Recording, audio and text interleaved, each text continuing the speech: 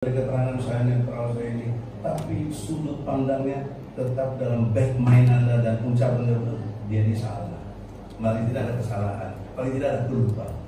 Nah itu yang saya mau bantah. Itulah tugas saya membela. Jangan dicari-cari untuk yang lain. Tidak, saya mencari kebenaran material. Dan saya sudah ungkap, dan saya sudah tahu. Ternyata Anda tidak mampu mendeskripsikan, mengetahuinya dia, menghendakinya dia. Maka batal demi hukum. Juga termasuk dakwaan jaksa pasal 143 tadi. Anda kan juga belajar acara pidana tuh. Nah, itu menurut ketentuan hukum ayat 1, ayat 2, ayat 3 dari 143 itu menyatakan kalau dakwaan tidak cermat, tidak cermat harus batal demi hukum.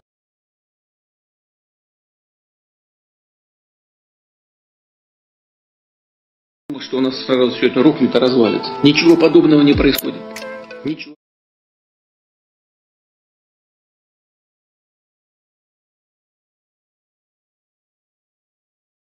Juga seperti yang Anda katakan,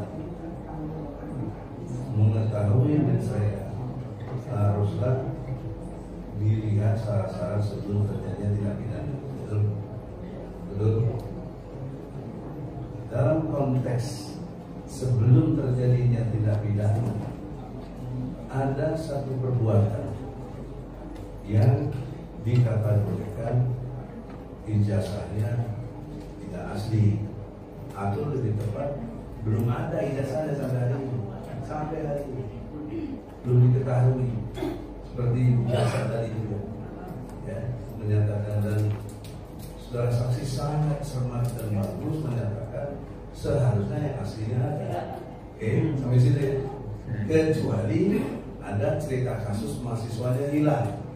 Nah, dalam kasus ijazah Jokowi nggak pernah hilang ijazahnya, nggak pernah lapor polisi, nggak ada keterangan apapun. Artinya ada ijazah aslinya. Seharusnya itu yang kita minta dihadirkan objektif tanpa ada rasa kebencian apapun. Saya sayang sama Jokowi, dia presiden kita semua. Oleh karena itu sangat berbahaya kita bagian dari rakyatnya ini kalau punya presiden ijazahnya palsu kan mau ngomongin banget gitu.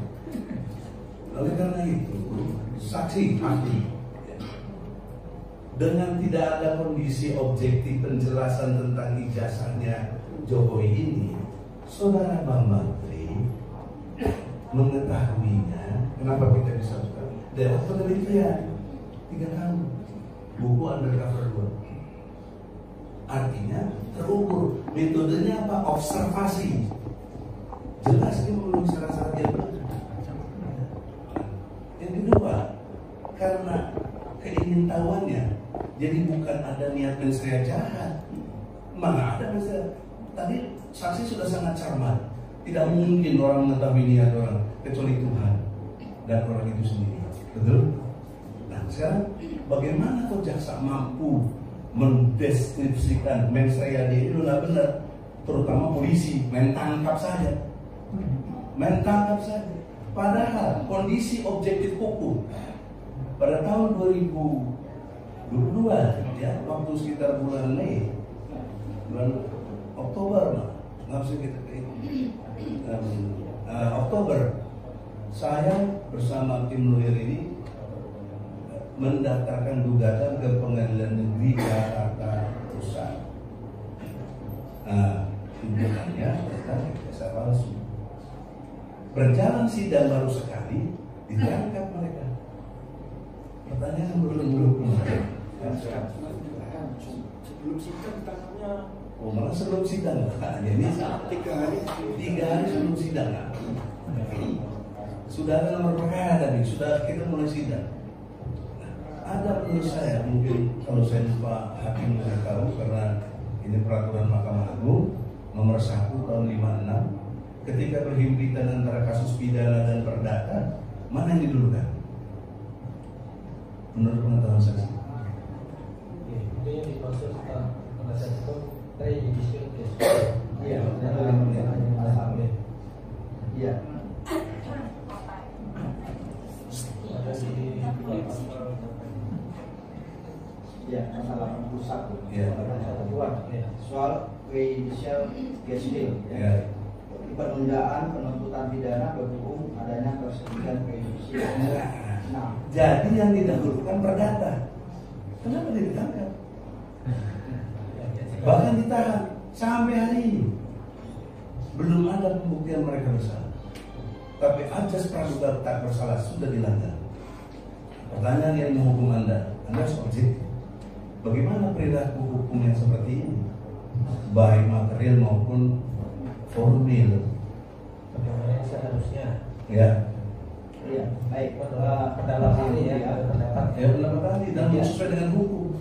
Ya, memang di pasal 81 disebutkan seperti itu. Ya. Nah, namun kita lihat juga bahwa Mahkamah Agung juga mengeluarkan peraturan bahwa di situ disebutkan hakim tidak wajib menunggu putusan perdatanya. Nah ini mohon izin yang mulia, silakan saya dikoreksi. Tapi sepengetahuan saya ada juga peraturan Mahkamah Agung yang menyatakan seperti itu. Dan memang dalam praktek putusan-putusan pengadilan pun ada kalanya putusan perdatanya muncul lebih dulu supaya perkara pidananya dilanjutkan. Nah, kalau kita lihat secara teoritis, memang idealnya seperti itu. Idealnya seperti Tuntas itu dulu, perdatanya baru pidananya. Idealnya. Nah, tetapi kita melihat dengan putusan dengan adanya peraturan Mahkamah Agung tadi juga tidak ada kewajiban. Peraturan Mahkamah Agung berapa? Saya lupa, tapi kalau saya lupa satu tambah harus perdatanya dulu yang mulia. ya, tapi saya katakan bahwa ada juga putusan-putusan yang ternyata tidak mengikuti itu karena hanya disebutkan dapat, artinya tidak wajib. Gini, konsistensi berpikir itu penting. Coba kembali ke 81, mohon dibaca. Ya, kalau 81 jelas. Jelas bahwa tunda. Ya. Ya sudah itu undang-undang. Masa dibatalkan dengan pendapat Mahkamah Agung? Ini tidak benar. Bagaimana hierarki perundang-undangan? Gitu, benar kan ini? Saudara saksi. Iya, kalau menurut pada itu Ya, tidak jelas. benar. Jadi ini satu kesalahan besar tragedi hukum. Orang sedang mengugah secara perdata kok ditahan. Kok jaksa meneruskan sampai ke pengadilan? Kaitannya dengan pasal 143 KUHP tentang dakwaan jaksa yang harus cermat, lengkap, jelas. Sementara Anda sebut tadi ada 4 unsur: subjek, kesalahan, tindakan, satu lagi bersifat melawan hukum. Ini belum diketahui 4 itu kecuali subjek. Tapi kesalahannya apa? Anda berani menyalahkan karena dia mubahalah. Oh iya maaf, Anda ngerti mubahalah karena Anda agama lain. Nggak ngerti itu? Nggak paham. Kalau nggak paham, ini saya kasih beri pemahaman supaya tidak so tahu. Tapi mubahalah itu satu proses sumpah untuk meyakinkan tentang sesuatu yang dia yakin benar, ya. Tetapi keadaannya ada lagi yang membantah bahwa dia juga benar, sama-sama benar, dijadikan mubahalah. Ada dasarnya di Al-Quran ayat 61. Nah, pertanyaan saya, secara ilmu hukum, hierarki perundang-undangan, Al-Quran sebagai kitab suci yang diyakini umat Islam sebagai rukun iman, itu letak posisi hukum dalam konteks hukum positif di mana? Mohon izin.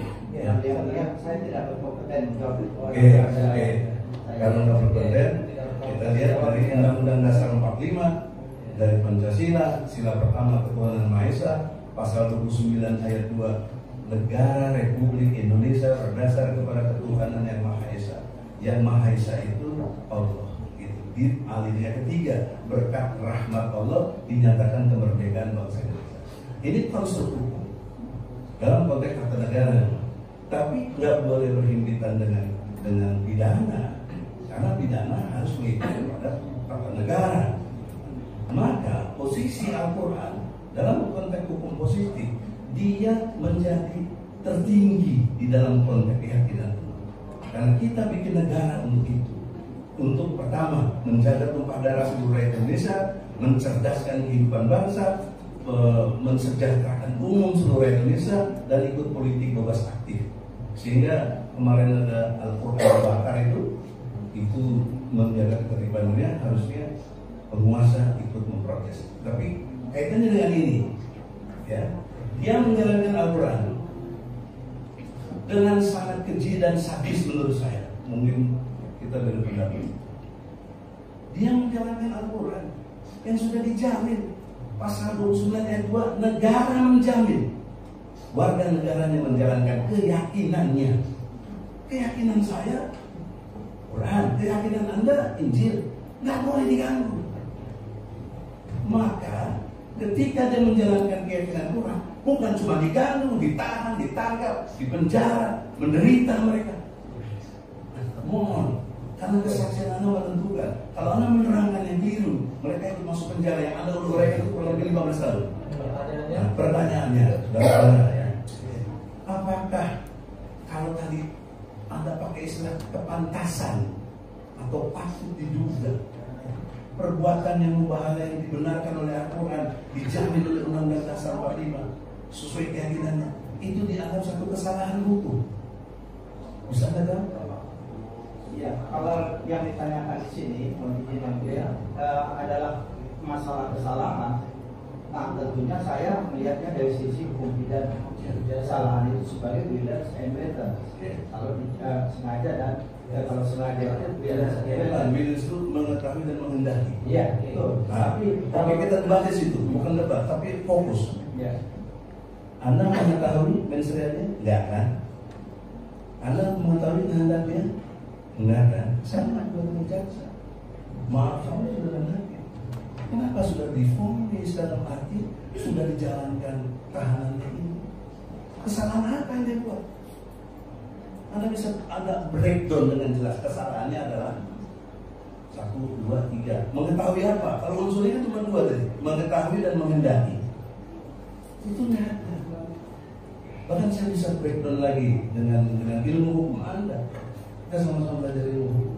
Itu berkait dengan satu situasi.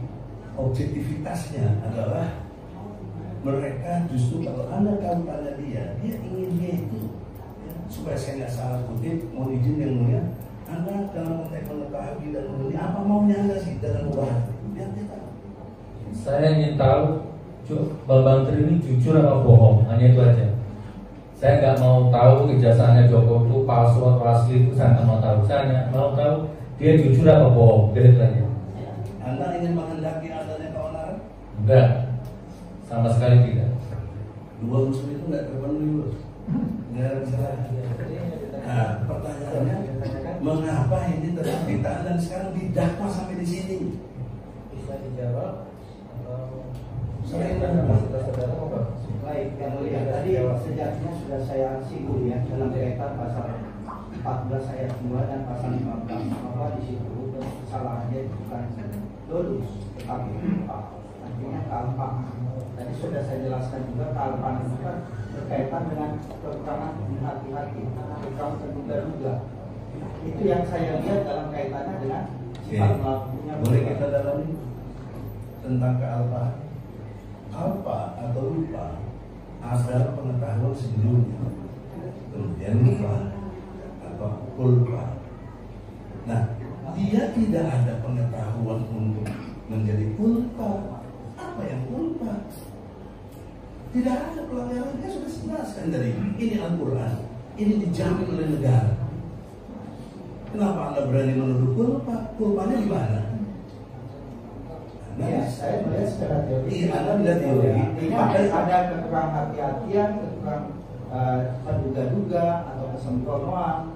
Nah, menduga-duga kesembronoan di bagian mana, kalimat mana, apa yang menjadi kesembronoan dan ketidakhati-hatian? Jelaskan, eksplisit. Ya, tentunya kembali kepada pembuktian di sidang pengadilan ini. Ya, ini dibuktikan. Artinya, sebagai apakah saksi memang Anda betul apa yang dinyatakan itu sesuatu yang tepat atau tidak, yang merupakan berita bohong atau tidak. Nah, saya kembali ke hanya pasal-pasal itu. Tentu harus punya parameter. Ini bohong, ini benar. Dia menyatakan Jokowi nggak ada ijazah aslinya, atau kalaupun ada palsu. Ini statementnya, bos. Kalau saya keliru atau saya salah tembak kepala saya, itulah yang dicari oleh dia. Ini benar orang ini. Nah, pertanyaan saya, kulpanya di mana?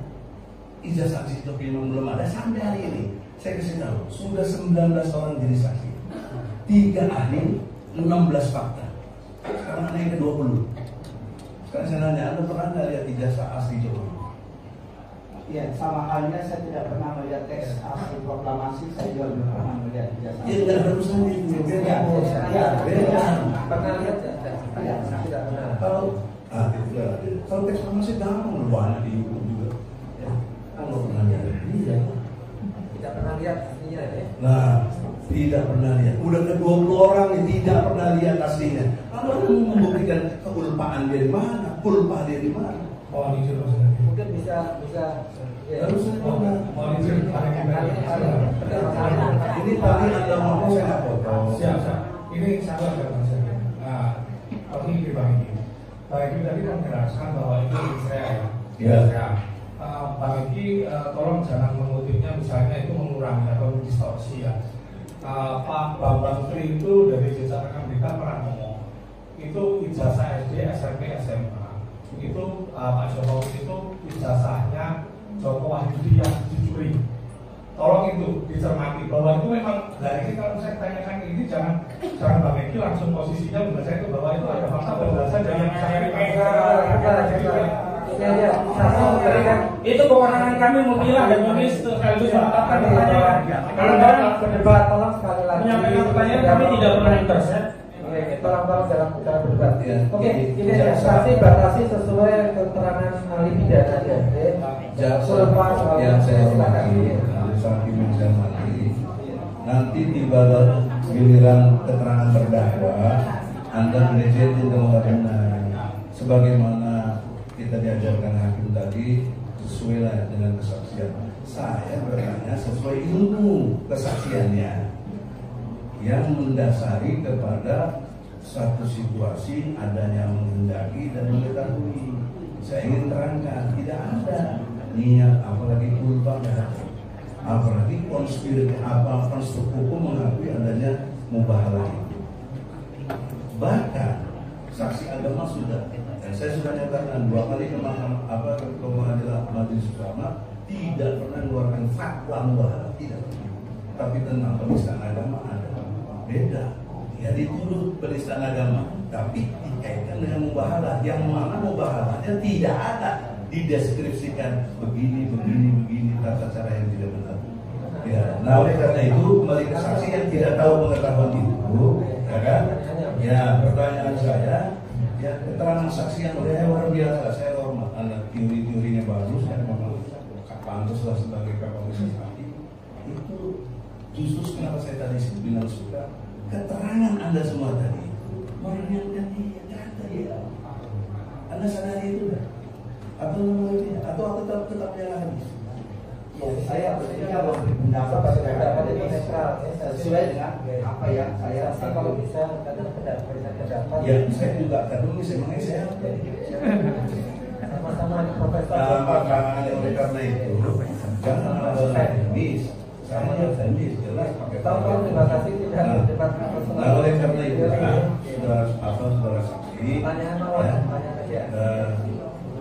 jangan dalam konteks memberi keterangan saya netral saya ini, tapi sudut pandangnya tetap dalam back mind Anda dan ucapan dia ini salah.